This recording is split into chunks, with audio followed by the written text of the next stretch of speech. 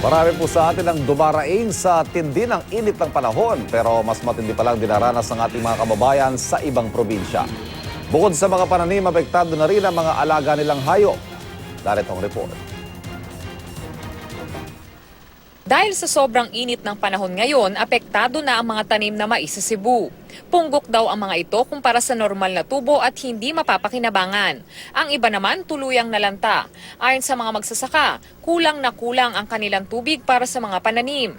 Natuyo at nalanta rin ang tanim ng mga bulaklak.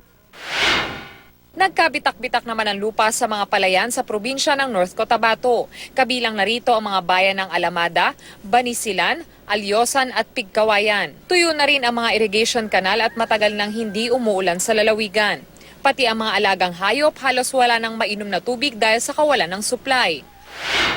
Milyon-milyong halaga ng pinsala sa pananim na ang naitala sa Negros Occidental. Sa tala ng lokal na pamahalaan, naabot sa 18 milyon ang pinsala sa mga taniman ng palay.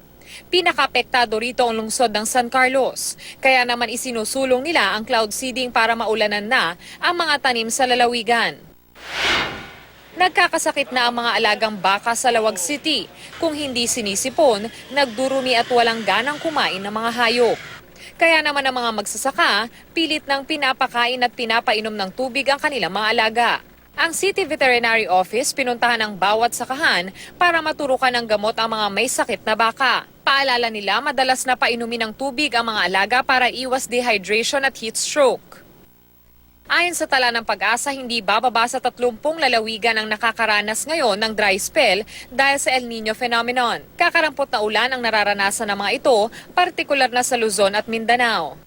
Patuloy raw na mararamdaman ang epekto ng El Nino ngayong Abril at inaasahang titindi hanggang sa pagtatapos ng taon. Para sa unang balita, Von Aquino reporting.